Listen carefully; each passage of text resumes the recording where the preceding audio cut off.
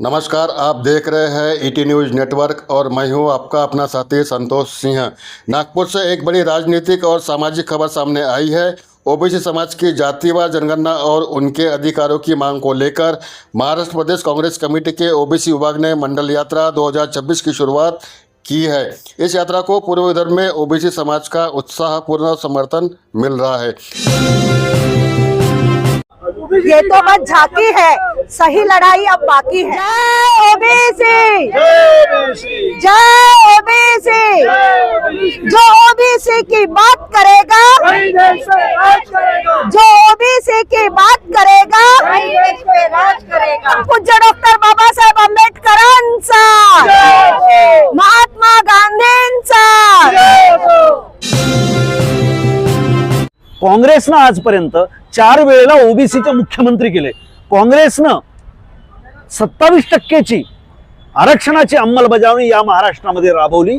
महाराष्ट्र हे मंडल कमिशनची अंमलबजावणी करणारं या देशातलं दुसरं राज्य आहे, हे आपण जरा समजून घेण्याची गरज आहे। ईटी न्यूज़ नेटवर्क हर पल आपके साथ, बने रहिए आखिरी तक। नमस्कार, आप देख रहे हैं ईटी न्यूज़ नेटवर्क और मैं हूं आपका अपना साथी संतोष सिंह। नागपुर से एक बड़ी राजनीतिक और सामाजिक खबर सामने आई है। ओबीसी समाज की जातिवार जनगणना और उनके अधिकारों की मांग को लेकर महाराष्ट्र प्रदेश कांग्रेस कमेटी के ओबीसी विभाग ने मंडल यात्रा 2026 की शुरुआत की है। इस यात्रा को पूर्व विदर्भ में ओबीसी समाज का उत्साहपूर्ण समर्थन मिल रहा है। नागपुर के ऐतिहासिक संविधान चौक से यात्रा का शुभारंभ भारत रत्न डॉक्टर बाबा साहब आम्बेडकर की प्रतिमा पर पुष्पांजलि अर्पित कर किया गया।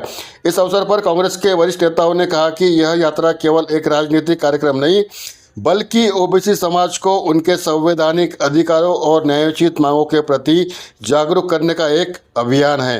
कांग्रेस नेता अवंतिका लेकुरवाले ने हरी झंडी दिखाकर मंडल यात्रा को कामठी के लिए रवाना किया। कामठी के जयस्तंभ चौक स्थित डॉक्टर बाबा साहब आम्बेडकर स्मारक परिसर में यात्रा का भव्य स्वागत किया गया। इसके बाद यह यात्रा रामटेक, भंडारा, साकोली, चंद्रपुर और वर्धा सहित पूर्व विदर्भ के विभिन्न जिलों का दौरा करेगी। यात्रा के दौरान कांग्रेस नेताओं का कहना है कि ओबीसी समाज की जातिवार जनगणना, सामाजिक न्याय और लंबित मांगों को लेकर जनता के बीच व्यापक जनजागरण किया जाएगा। वहीं बड़ी संख्या में ओबीसी समाज के लोगों की भागीदारी इस अभियान को लेकर और अधिक मजबूती देती दिखाई दे रही है। अब देखना यह होगा कि इस मंडल यात्रा का राजनीतिक और सामाजिक स्तर पर कितना प्रभाव पड़ता है और ओबीसी समाज की मांगों पर सरकार का क्या रुख सामने आता है। फिलहाल इस खबर में इतना ही। ऐसे ही ताज़ा और विश्वसनीय खबरों के लिए ईटी न्यूज़ नेटवर्क को लाइक करें, शेयर करें और हमारे चैनल को सब्सक्राइब करना ना भूलें। धन्यवाद, नमस्कार। ईटी न्यूज़ नेटवर्क हर पल आपके साथ, बने रहिए आखिरी तक। परंतु आता मात्र यांची मनुवादी भूमिका ही ओबीसींनी ओळखलेली आहे आणि पुन्हा एकदा या देशाचे पंतप्रधान संसदेमध्ये जातनिहाय जनगणना करण्याचं आश्वासन देऊन त्यापासून मागे फिरले। कारण आता होत असलेल्या जनगणनेमध्ये ओबीसीच्या जातनिहाय जनगणनेचा कॉलम नाही। त्यांनी मंडल आयोगाच्या पूर्ण शिफारसी लागू केलेल्या नाही। म्हणजे एकीकडे कुठेतरी धर्मवादाच्या नावावर इथे देशातील जनतेला भरकटत ठेवायचं आणि या देशावर 3% राज्य करायचं असा मनुवाद पुन्हा एकदा येऊ पाहतोय। आणि त्यामुळे ओबीसींच्या न्याय्य मागण्यांसाठी, अधिकारासाठी प्रदेशाध्यक्ष सन्माननीय यशपालजी भिंगे यांच्या नेतृत्वामध्ये पूर्व विदर्भामध्ये आज ही यात्रेची सुरुवात झाली। सगळ्या लाडक्या बहिणी आता जाग्या झालेल्या आहे, कारण बोर देऊन आवळा घेण्याची ही जी आवळा नव्हे तर संत्र घेण्याची ही जी भाजप सरकारची भूमिका आहे, ही सगळ्या लाडक्या बहिणींना समजलेली आहे। महाराष्ट्राची सत्ता असो किंवा मग देशाची सत्ता असो, भाजपाची सत्ता ही ओबीसी विरोधी आहे। कारण अजूनपर्यंत कोर्टामध्ये ज्या केसेस सुरू आहे, जर त्या केसेसचा न्याय लावू शकत नाही, चांगले वकील देऊ शकत नाही, इथली ब्युरोक्रेसी कुठेतरी डगमगलेली आहे, इथली मीडिया डगमगलेली आहे आणि इथली ज्युडिशरी देखील डगमगलेली आहे। आणि त्यामुळे रस्त्यावरची लढाई लढण्याशिवाय आमच्या समोर पर्याय नाही। ही यात्रा आज व्हेरायटी चौकातून निघालेली आहे। संविधान चौकातून ही कामठी कन्हाण करत रामटेकला आपली सभा आहे आणि मग ही साकोलीकडे जाणार आहे। उद्या भंडारा, त्यानंतर मग चंद्रपूर, गडचिरोली आणि वर्धेमध्ये या यात्रेचं समापन होणार आहे. म्हणजे पूर्व विदर्भाचा पूर्ण विभाग आपण कव्हर केलेला आहे. ईटी न्यूज नेटवर्क हर पल आपके साथ बने रहिए आखिरी तक. आज पूर्व विदर्भामध्ये नागपूर जिल्ह्यापासून या मंडल यात्रेला प्रारंभ होतोय. आज 7 ऑगस्ट आहे, मंडल स्थापना दिन आहे आणि 7 ते 11 ऑगस्ट या 5 दिवसामध्ये आम्ही 64 तालुक्यामधून 32 विधानसभा मतदारसंघ, 6 जिल्हे आणि 6 लोकसभा मतदारसंघ या यात्रेच्या निमित्तानं फिरणार आहोत. या यात्रेचा प्रमुख उद्देश हा आहे की ओबीसींच्या मध्ये जाणीव जागृती निर्माण करणे. कारण फडणवीसाच्या कालखंडामध्ये आणि मोदीच्या कार्यकालामध्ये म्हणजे केंद्रात आणि राज्यामध्ये ओबीसींचे प्रचंड हाल वाढलेले आहेत. ओबीसींना प्रचंड या कालखंडामध्ये फरफटत या RSS प्रणित भाजपने दिलेला आहे.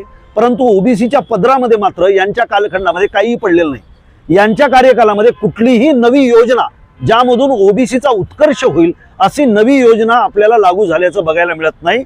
आणि यांच्या कार्यकालामध्ये इतके बजेट सादर झाले, त्या बजेटमध्ये ओबीसींच्या न्याय हक्काच्या संदर्भामध्ये कुठलीही तरतूद झाल्याचं आपल्याला बघायला मिळत नाही. काँग्रेसनं मात्र ओबीसींच्यासाठी जे केलं, कारण मंडल कमिशन हे दुसरं मागासवर्गीय आयोगाची निर्मिती होती आणि ती निर्मितीच काँग्रेसच्या काळामध्ये झाली.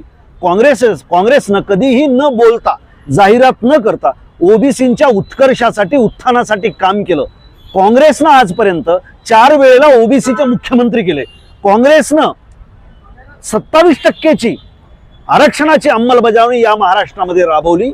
महाराष्ट्र हे मंडल कमिशनची अंमलबजावणी करणारं या देशातलं दुसरं राज्य आहे, हे आपण जरा समजून घेण्याची गरज आहे. आणि म्हणून आजपर्यंत आम्ही जाहिरात केली नाही, परंतु या खोट्यांच्या सगळ्या भाऊगर्दीमध्ये आमचा सत्याचा आवाज दबला जातोय की काय असं आम्हाला वाटतंय.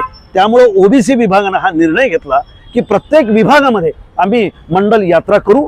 कारण बीपी मंडलनी ओबीसी वर्गावरती अनंत उपकार केलेले आहेत आणि त्यांचं स्मरण करणं आणि काँग्रेसनं ओबीसीच्या न्याय हक्काचं रक्षण आजपर्यंत कसं केलं आणि यांच्या कालखंडामध्ये, भाजपच्या कालखंडामध्ये ओबीसींची कशी वाताहत झाली, ओबीसींच्या न्याय हक्काला कसं चिरडण्यात आलं, डावलण्यात आलं, हे सगळ्या लोकांना सांगण्याचं काम या यात्रेच्या निमित्तानं आम्ही करू.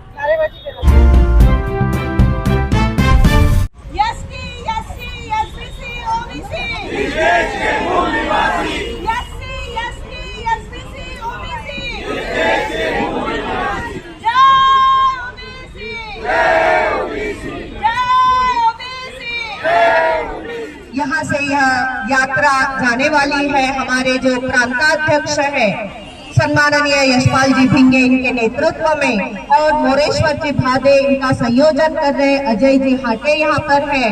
और यहाँ हमारे जो आशिफ भाई है, हमारे गेडाम साहब है, हमारे अभिजीत चिमनकर है नगर सेवक, अभय जी गेडाम है, उसके बाद अभिजीत जी है, अशफाक भैया है, हमारी रंगारी ताई जो दमदार नेतृत्व, एक महिलाओं में बहुत अच्छा और दमदार नेतृत्व है, हमारी रीता ताई गजबिये जी है, हमारा कौशल हमदरे जी है, और इसके सिवा मनीष भाऊ है, और सभी कामठी के पूजा ताई कापसे जी है, और कामठी के सभी कार्यकर्ता यहाँ पर मौजूद है. चाहे धूप हो, तूफान हो, बारिश हो, हाँ, और हमारा बारिश ने स्वागत किया है क्योंकि किसानों के लिए बारिश आवश्यक है. और हम ओबीसी की और इसी के साथ साथ बहुजनों की विचारधारा है और इनके न्याय के लिए सदैव हम मैदान में रहेंगे. कल भी थे, आज भी रहेंगे. बस कल हमारी लड़ाई अंग्रेजों से थी और आज हमारी लड़ाई चोरों से है. कल लड़े थे गोरों से, आज लड़ेंगे चोरों से. जय